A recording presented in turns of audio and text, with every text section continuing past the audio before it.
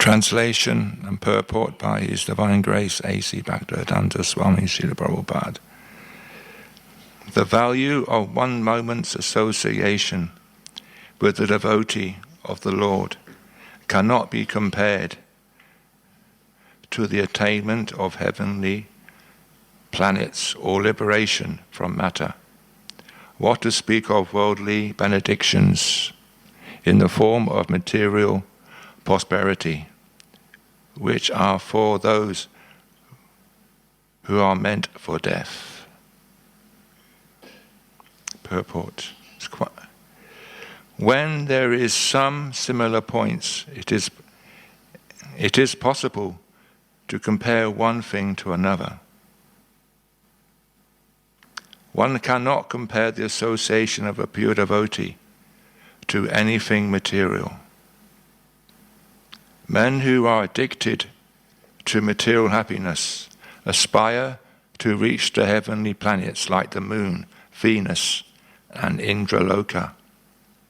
And those who are advanced in material philosophical speculations aspire after liberation from all material bondage.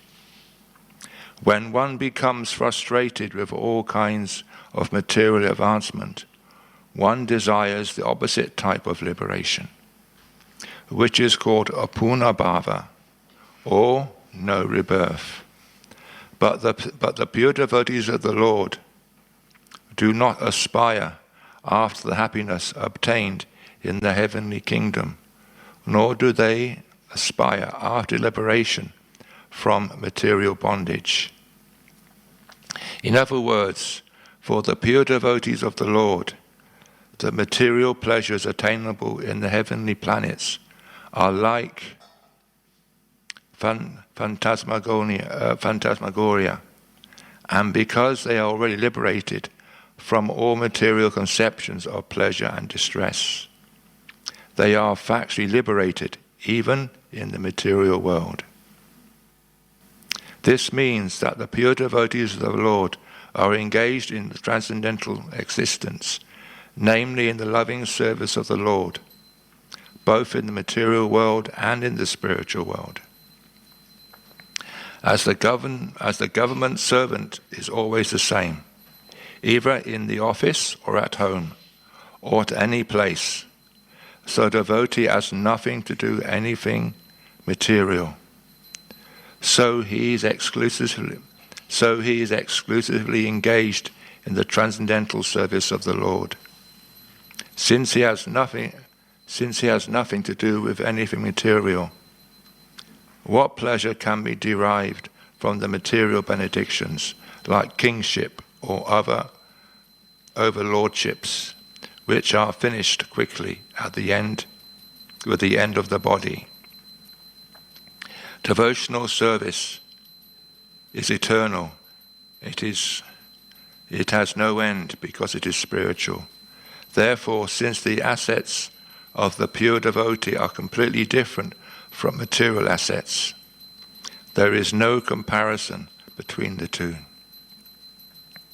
Sutta Goswami was a pure devotee of the Lord, and therefore his association with the rishis at Narasaranya is unique. In the material world, association with gross materialists is veritably condemned. The materialist is called a sat yogi sangi, or one who is such attached to material entanglement, women and other paraphernalia. Such attachment is conditioned because it derives the benedictions of life and prosperity. Just the opposite is Bhagavat Sangi, or one who is always in association with the Lord's name, form, qualities, etc. Such association is always desirable. It is worshipable.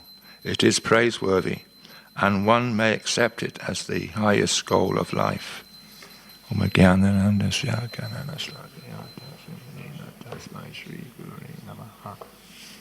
I was born in the dark, having my spiritual master, the transcendental knowledge. So, this purport is comparing the association of materialistic people or materialistic conditioned souls to the association of the pure devotee. And as it says in the purport, one cannot compare the association of a pure devotee to anything material, because the pure devotee is a very rare personality. In the Bhagavad Gita 7:19 purports, and in the Bhagavad Gita 7:19 and 7:3 confirm this, that the pure devotee is a very rare personality. And the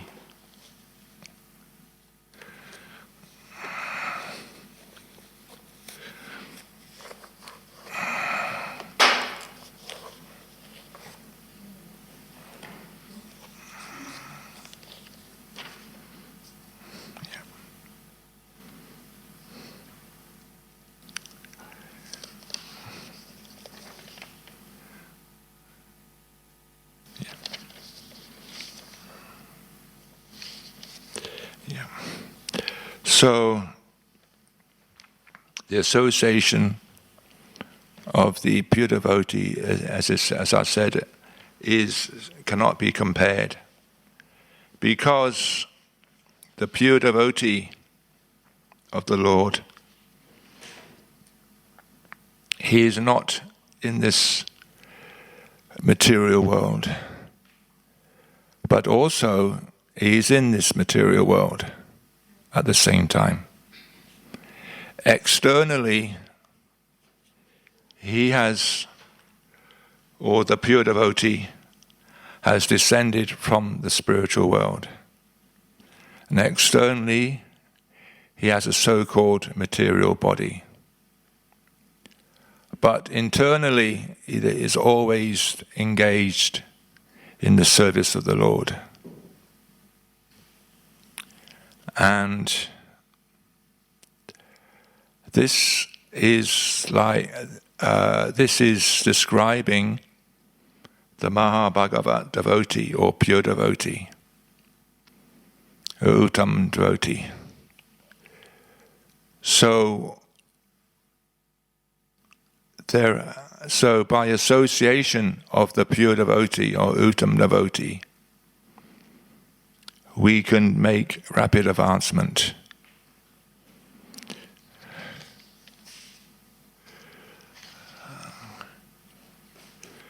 So, in the Shastra, there are symptoms of a Mahabhagavat devotee. In the Adi Leela 14, chapter 14, verse 15, it says, Pancha digraha pancha sukamaha sapta praktiti sad utataha tarasave tri hushava prita gambero tarashava lakshana mahanachanam. There are 32 bodily symptoms of a great personality. 5 of his bodily parts are large, 5 are fine, 7 are reddish, 6 are raised, 3 are small, 3 are broad, and 3 are grave. So, if you want to see what they are, one should read that purport, because it's quite a long purport. And then it says in the Srimad Bhagavatam 11:245,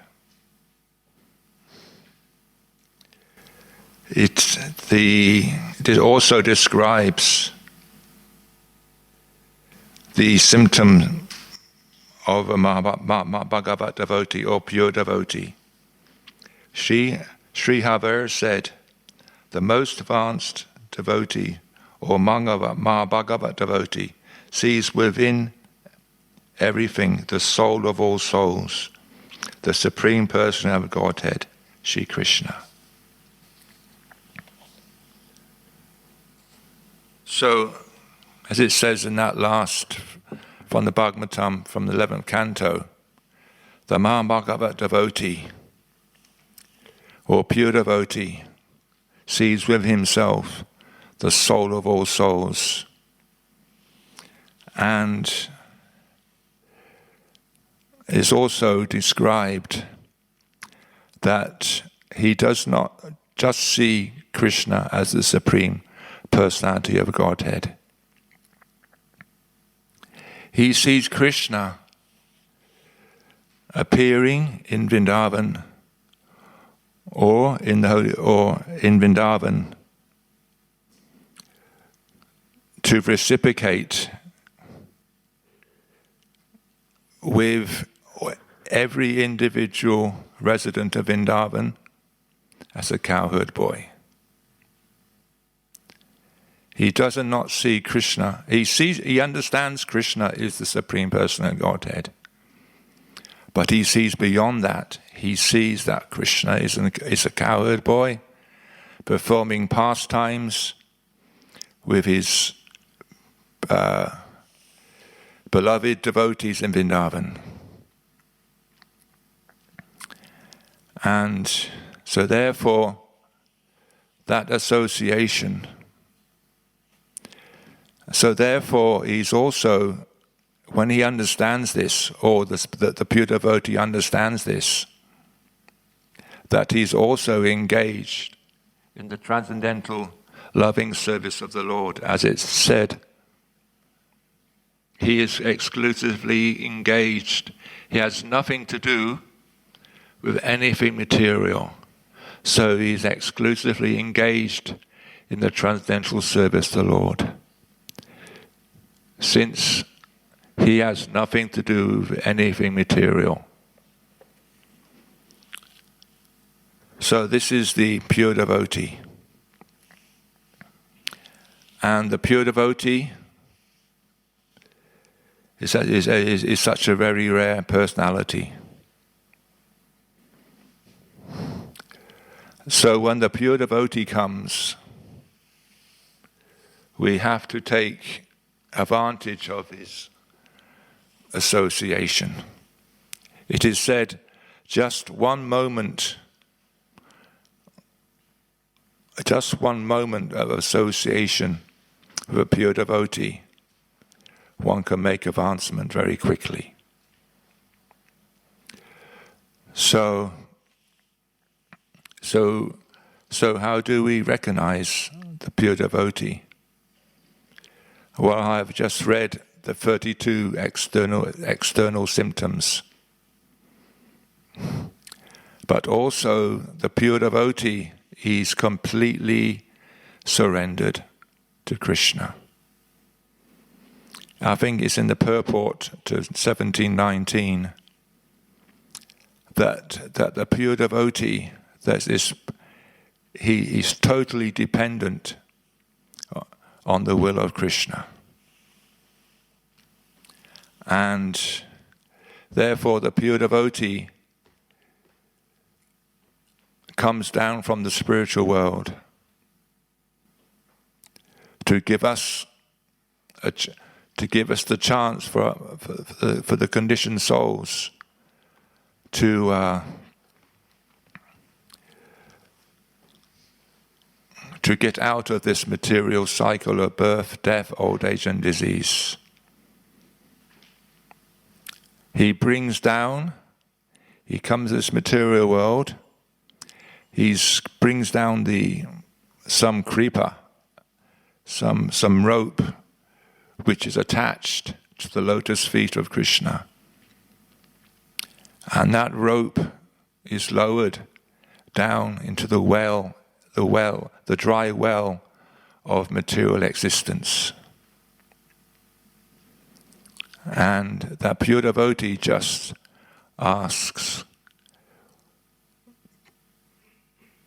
one thing: just hold on to that rope I am lowering down from the spiritual world, and just hold on to it, and I will bring you out of this material well of the material existence, well of material existence.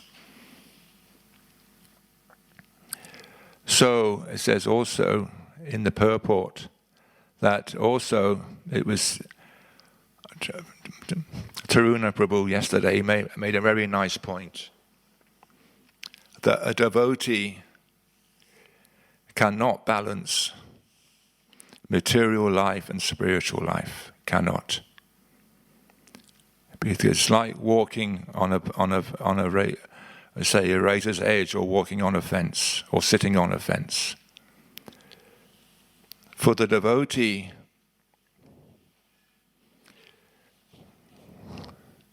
will see everything as Krishna, as Taruna Prabhu said yesterday. So we know there also he was stressing the point on sadhana. So for us who are living in the temple, we've got our own morning program organized by Srila Prabhupada and the Gaudiya Vaishnavas. So many devotees are living outside. So how can they see everything spiritual? Our Acharya, one of our Acharyas, Bhaktivinoda Thakur,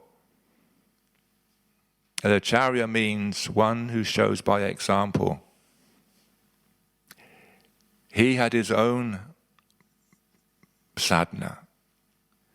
He, as we all know, he was a magistrate in different districts in India. And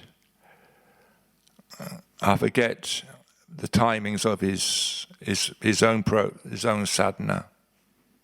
But he would finish his rounds before he would get on the train from the outside his house to go to Krishnanagar, chant to finish his regulative rounds, and then do his duty as a magistrate, and then the rest of the time he would regulate reading Bhagavatam, so on, and seeing guests, taking prasadam. He would regulate himself.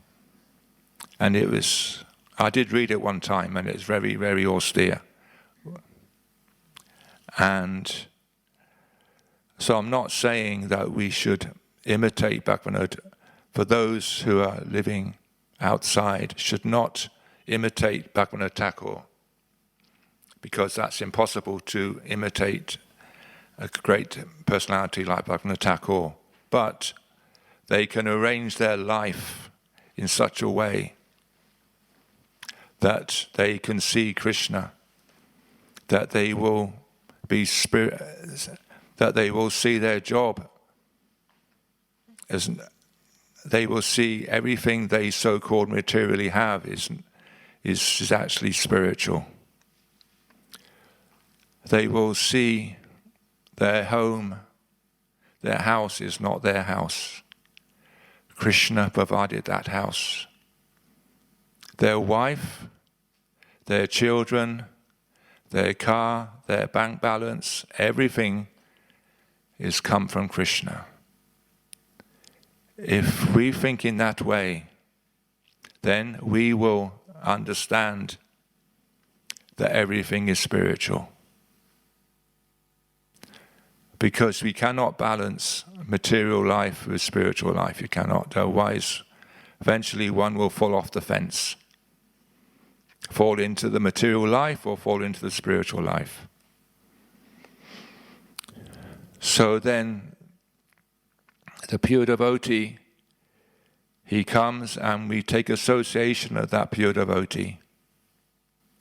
So when the pure devotee comes, he gives us Krishna, he gives us sweet talks about Krishna, and then also sometimes he may say some words, some unpalatable words. But the unpalatable words are not meant to cause any harm. They are meant to purify the conditioned souls from the material attachment. And it says in the purport, excuse me, ladies, women and other paraphernalia. So, how do we see in the Vedas,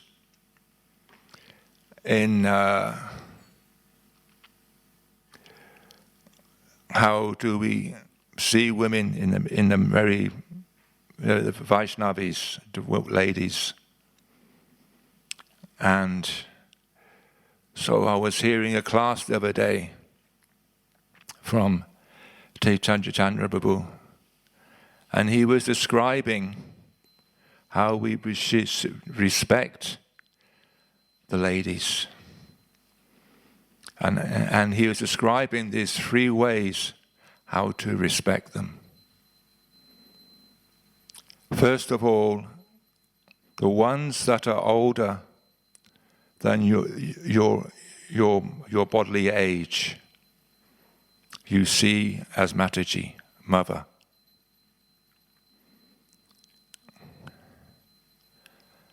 And the ladies who are younger than you, slightly younger than you, or younger than you, you see them as your sister. You know, like I've got a younger sister. And the ones that are younger than you, a lot younger bodily-wise, you see them as your daughter. So this is how we should, according to the Shastra, the Vedas, respect the ladies properly. And so therefore, and other paraphernalia that goes with that. So the pure devotee comes to give us Krishna, and we just have to associate with Krishna, with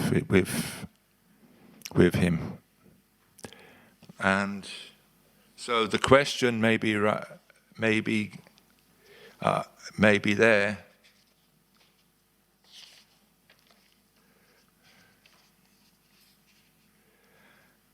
So how do we associate with the pure devotee? First of all, Srila Krishnadas Kaviraj, he writes, Chaitanya Bhakta Ganaya Nityakara Sangha Tabeta Jambadita Sadanta Sabrata Taranga. Associate regularly with the devotees of Sri Chaitanya Mahaprabhu, for then only one will understand the waves of the ocean of devotional service. So we have to associate with the devotees of Lord Chaitanya. And we worship, and by the association of the associates of Lord Chaitanya, because we can only approach Krishna through Lord Chaitanya. So then that by that regular association, we will get Krishna.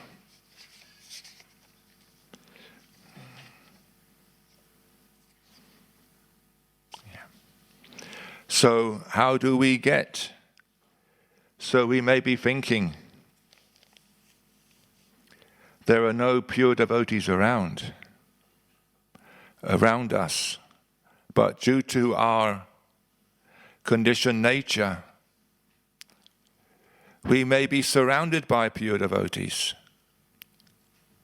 completely surrounded, but due to our bodily concept of life, due to our ignorance, we don't recognize them. So therefore the desire may come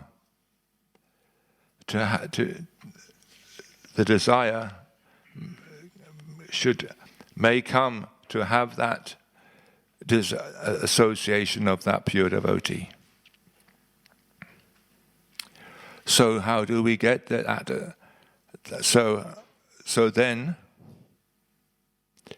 we have to do one thing. It says in the Adi Purana, Gayanti mama nami mama savan vedo, tisham maham prakrita nanyakrita janadan. Those who sing my names and cry in front of me, I am purchased by them. For Janardhan is not purchased by anything else. So, the Adi Purana, this verse, Adi Purana, is talking about crying in front of Radha Gokul Sitaram Lakshanuman, or any installed deity that's installed by the pure devotee. We have to cry. And it's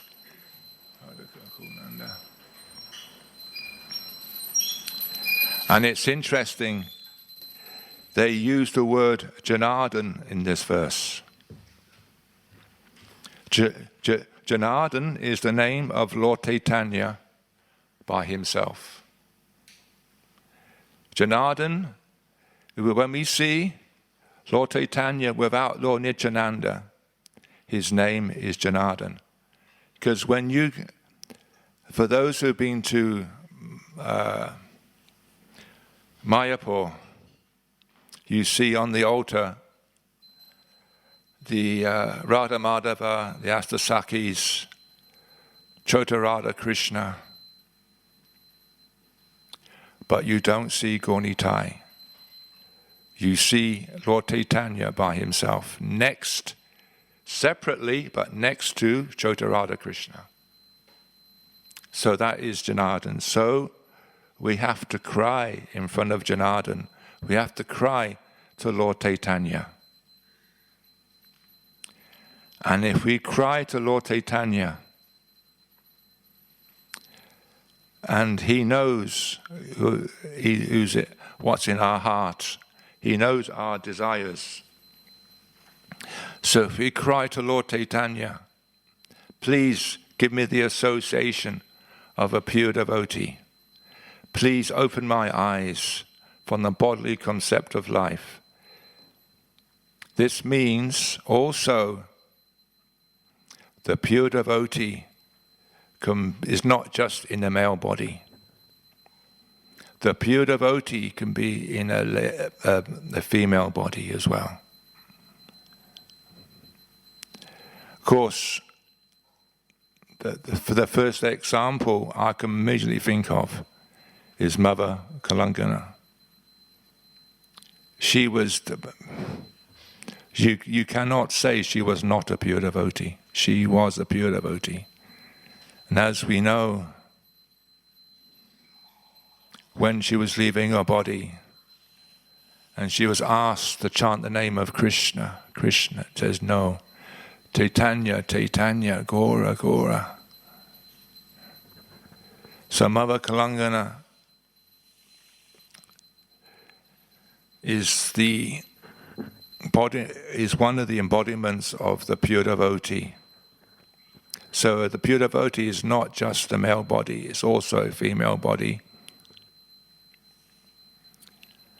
And we have to come off that bodily concept of life. When we come off that bodily concept of life, whoever body is giving class, male or female, if they're speaking the absolute truth, we will not identify with that body. We will identify that they are speaking about Lord Chaitanya, speaking about Krishna, giving us a chance to get out of this material world.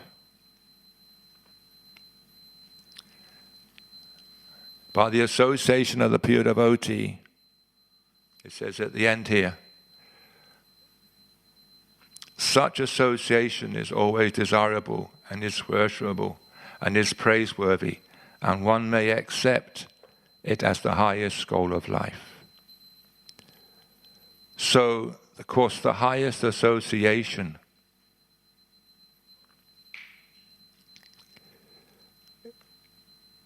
is the association of Radha and Krishna and Gaunitai, and according to one's adhikar, one's devata.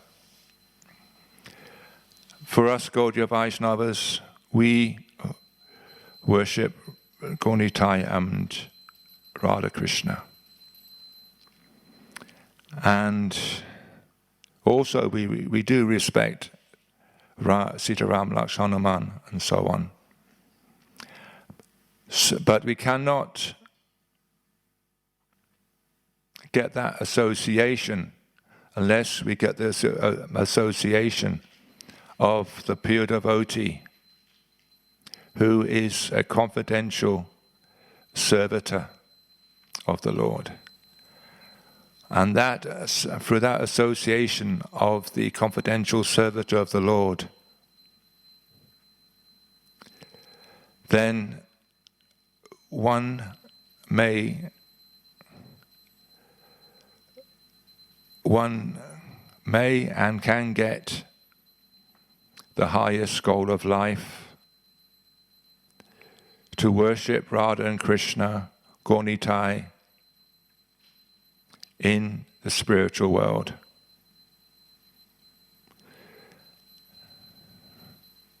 So in other words, if one associates with a pure devotee, one can attain the highest goal of life, and that is to go back to the spiritual world at the end of this life.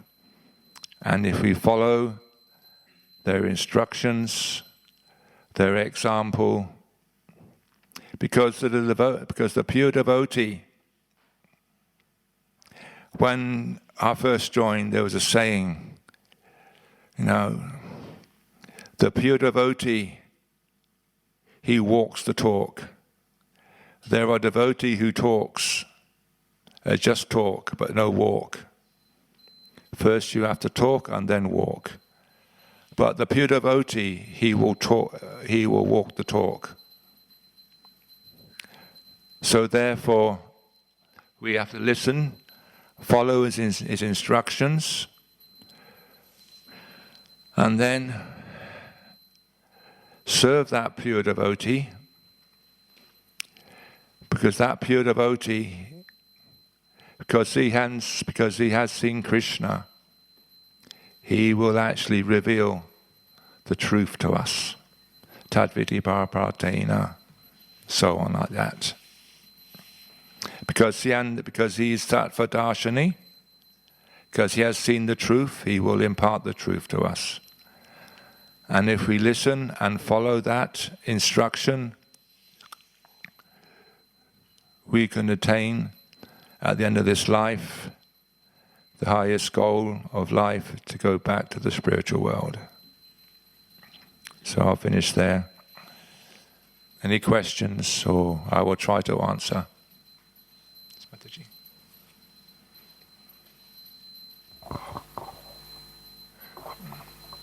Hare Krishna Prabhuji, thank you. Very nice class. I just have one question. When you mentioned that we should cry and sing in front of the deities, how do we ensure that we're crying and singing, but it's genuine and from the heart, not just imitating?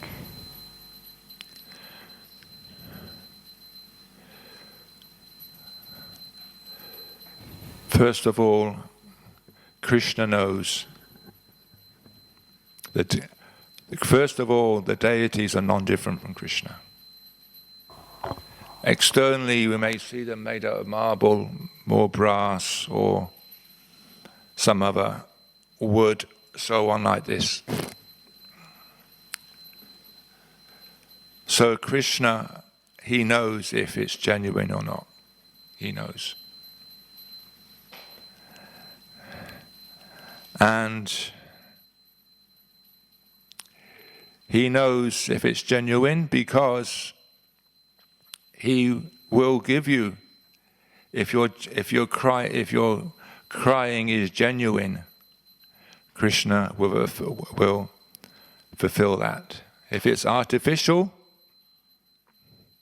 if it's just showing, just like these, we see sometimes people, sahajas, crying, and they, like one time I was in Mayapur, and it was Ekadashi. So there was kirtan in the temple there. And so one devotee there, he was leading nice kirtan, and he started crying. And you could see he was crying. Then I thought, very nice, very nice. He's crying, nice kirtan. Then when he went outside, and then he asked, where is, he asked somebody, where is So-and-so Das? I forget his name now. He said, where is So-and-so Das? He said, he's not here. He said, see, just see, he missed my kirtan. And he started criticizing him. So it was artificial.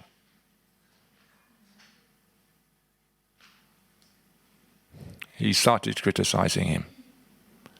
So since that day, I've personally, if I see devotees crying, I don't say anything to them, because they could be real, it could be real, it could be not real. So we have to know what is real or not real. Krishna, he knows in the heart what is real, crying. Krishna will fulfill that desire. That's all I can say on that. You want to give it I just wondered, so we're speaking of this point about crying for Krishna. I guess it kind of starts when we internally start crying for Krishna. Yeah, internally, yeah. So how do we build this mood of crying for Krishna internally? We have to feel the separation from Krishna. Just like Lord Chaitanya was always crying. Lord Chaitanya was always crying because he's in the mood of Srimati Radharani. And Srimati Radharani was always feeling separation from Krishna. So we have to develop this mood of separation. And how do we build the mood of separation? We chant Hare Krishna intensely. We just in the beginning, if we sincere, in the beginning we chant Hare Krishna. In the beginning, if we're sincere, then that separation. If we're serious, if we're really, really serious, then that separation will come. Thank you. Hare Krishna, thank you for the talk, Prabhu. Just a follow-up question from that. Like the examples we gave of personalities who feel this separation are in communion with Krishna, and then when Krishna leaves, they get that separation. So should our meditation be to feel that separation when we still haven't gotten Krishna yet, or to just work on getting Krishna? Then if that separation... We have to remember there's 4 types of separation. I forget the Sanskrit names for them. But the first one is that we should feel separation even when Krishna's not there.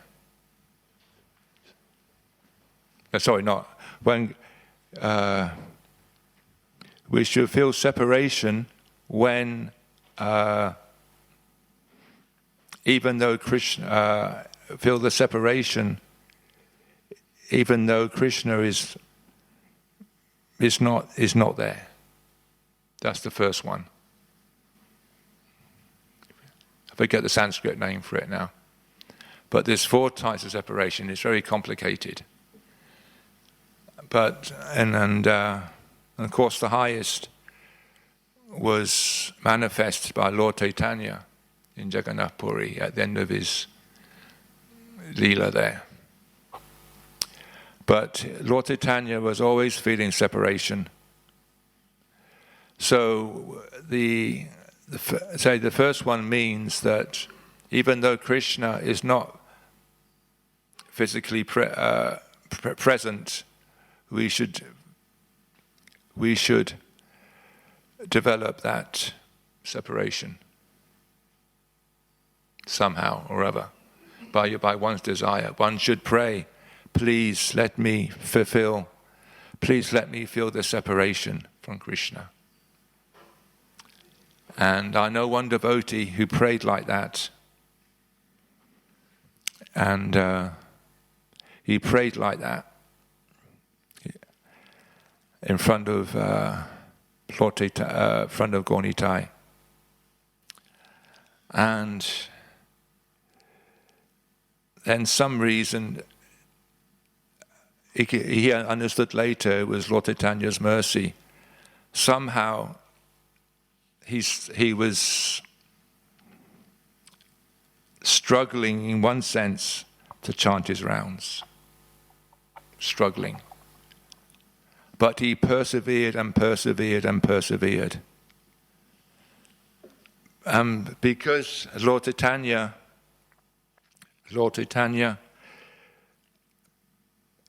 made the struggle chanting his 16 rounds. He developed, but at the same time, he still had that internal desire. So you can see where I'm going to, can't you?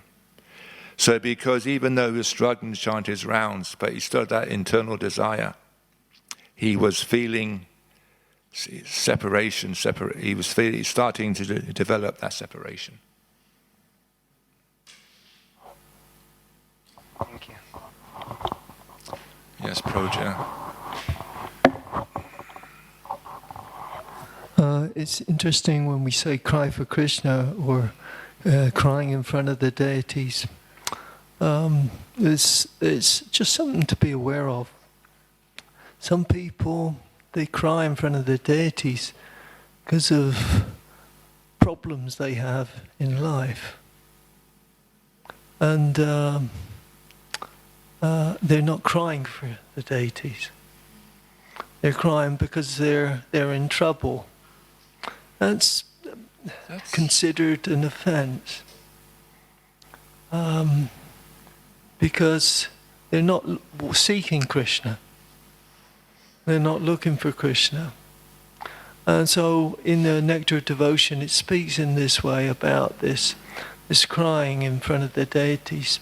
The crying is, and Gurgovinda Swami said, actually, the crying is in the heart. It's not exhibited usually. It's an internal thing. And so it's something to be aware of, that one's a material concept. They're having trouble. we can always go to Krishna for trouble. That's for certain, but it's not a spiritual separation. It's just because we're suffering in the material world, and it's due to family problems.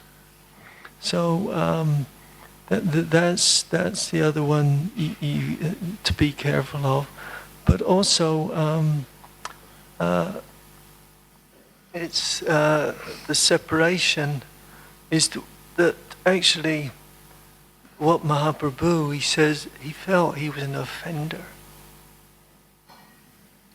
If I wanted Krishna, how can I still be alive?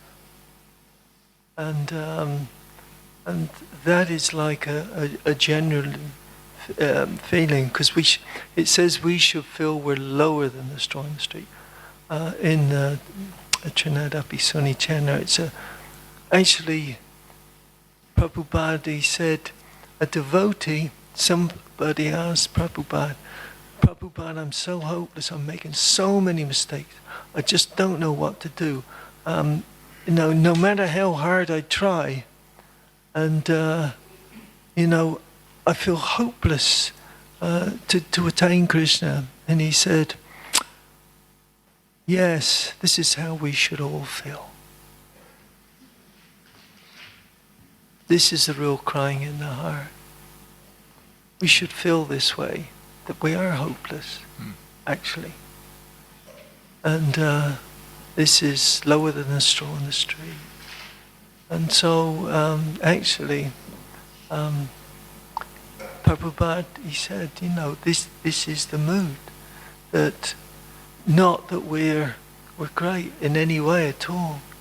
I've got a good voice, I've got I speak well in class, all that stuff.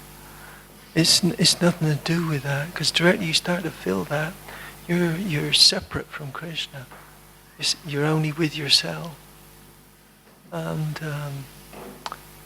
it's unfortunate if we're going for fame and attention. So it's the feeling of hopelessness is in Lord Chaitanya. This is what he's trying to show us, that actually, and he felt that. He felt he was the worst. Yeah. Well, I understand what you're saying. Also, I may add one thing. There are 4 types of people who come to Krishna. The ones who need help. So there's no harm in crying in front of the deities if you have problems. No problem. Because there are 4 types of people who come to Krishna, and that's one of them. And if that person is sincerely seeking a solution for that problem, they will become Krishna conscious.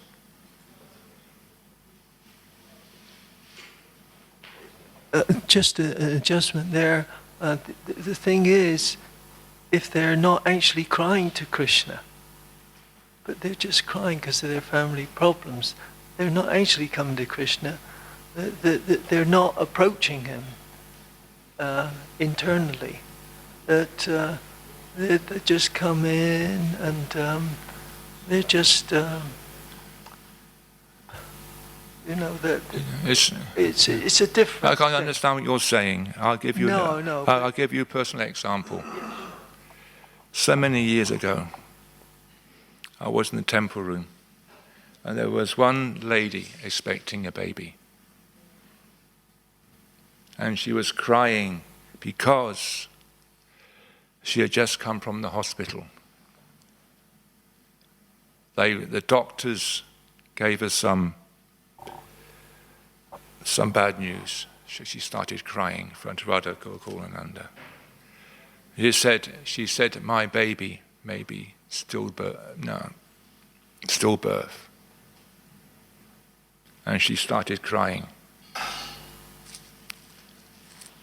And I saw her outside and she told me. And then later,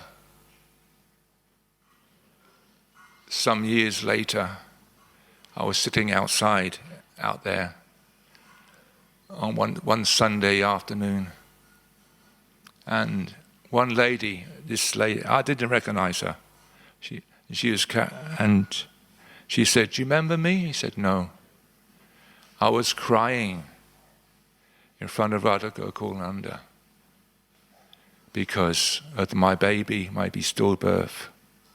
Now look, he said, "And you told me if you cry in front of Krishna, everything will be all right." And she was holding a 2-year-old baby. So there's nothing wrong with crying. Nothing wrong. And later, now that Mataji is initiated devotee.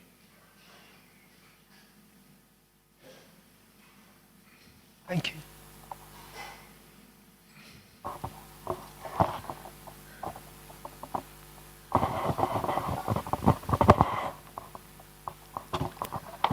Hare Krishna Prabhu, thank you for your class. So when we're in the association of pure devotees, we can subconsciously compare ourselves to them, and because they're on such a high level, we can become demotivated because we're so far behind. Yeah, become elevated. Yeah. How do we avoid that? Avoid getting demotivated because we're in the association of such pure devotees. As it says here in the purport, by avoiding materialistic people. Now this is, sometimes we can, I'm talking to myself, about myself here, that sometimes we can be devotees, but sometimes the materialistic side comes out of us, manifests. So if we avoid talking about materialistic topics, sometimes we have to, but they should be minimized. Like you're doing uni so you have to do it. You have to do that. But if you avoid materialistic topics, materialistic devotees who you can see are motivated by materialistic, who are devoted by materialistic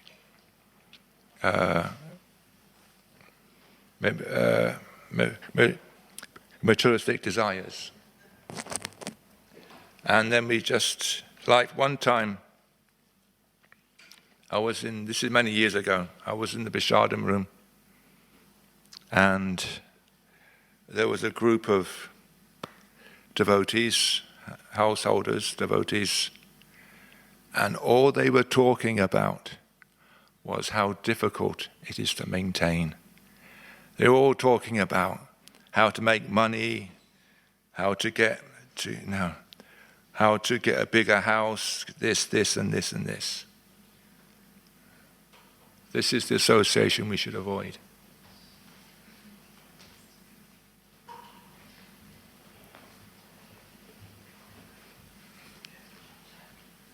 Hare Krishna Prabhu. Thank you for your class. So I saw a little contradiction when you spoke that pure devotees, and I wanted to clear that out. Mm-hmm. Appreciate your words. Yeah, no problem. You said both that pure devotees are very rare. Yeah. But at the same time, later on, you said pure devotees might be all around us. They may be. And we don't see it. But we don't see them. Then also you describe how we need to see all material energy, because we cannot see, even if they are around us, we cannot see. And you're speaking it in our life, and you're giving the example more for the people outside. But it also applies to us while living in the temple. How can we see the material aspects of our existence as a servant of God, as a service of Krishna? How can we understand you? We have to remember the material energy is a servant of Krishna. It's part of the material energy, external energy is part of Krishna. So it's not separate from Krishna. How can we see that Yoga Maya? we have to understand that the external energy keeps us from Krishna, and the material spiritual energy brings us to Krishna. So the pure devotee will not see anything material. He will see everything spiritual, even though it seems externally it seems it is material. So Srila Prabhupada, he gives a very good example here. He said, you put an iron rod in fire. An iron rod, you heat it up, put it in fire for some time. And then I asked you, if I have an iron rod, I put it in fire for 10 minutes, 5 minutes, and then I ask you to touch it. Is it a metal rod? No, it's fire. So the pure devotee will see like that. He will engage the material energy in Krishna's service. This is the difference. The pure devotee will engage the material energy in Krishna's service. Just like Bhaktisiddhanta Saraswati Thakur. He engaged a motor car to go to Radhakund. To show the Babajis the true renunciation, using everything in Krishna's service. We also want to, Prabhupada requested us to become pure devotees. Yes. So my question is, how can we develop that relationship with the spiritual material energy of the Lord? Through the spiritual master, the only way. The only way is through the spiritual master. Thank you. Anything else? Yes, Mataji.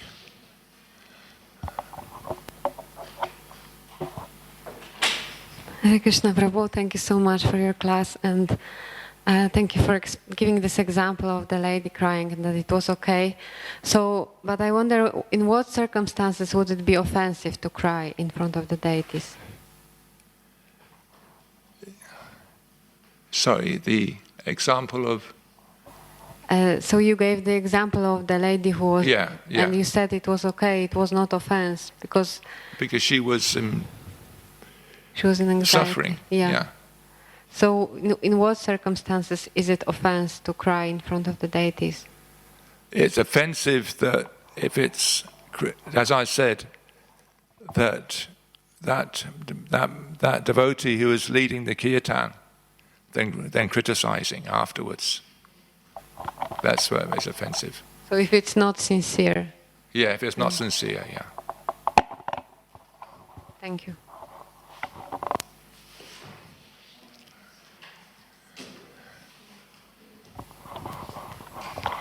Thank you, Prabhu. I have one more question, if that's okay. I know it's getting a bit late. Okay. So, if the Uttamadhikari devotee sees Krishna in everyone, then why does he feel separation from Krishna? No, that's a good question.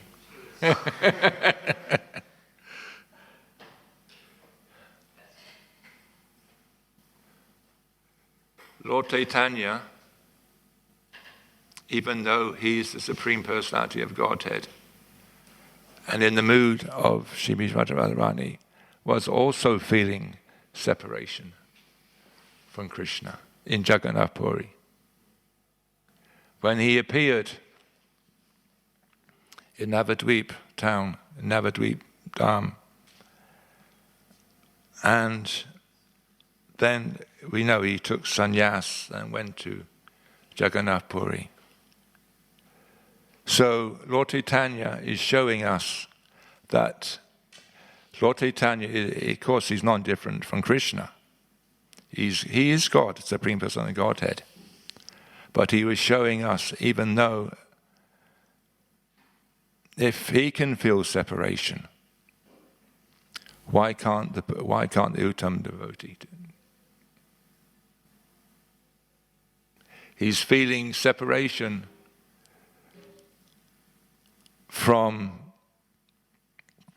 because externally he's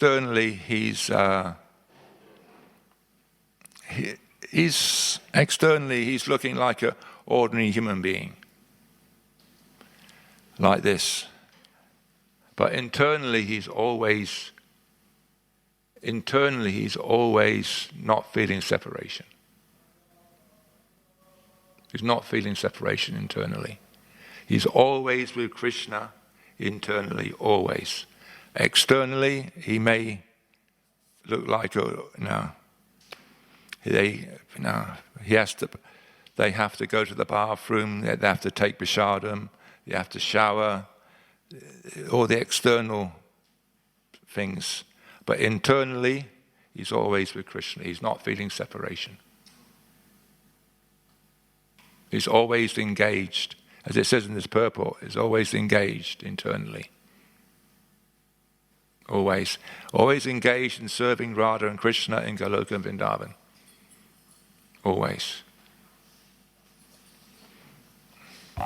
Thank you. Krishna. Anything else? Okay. Kantaraja Bhagavatam ki jai.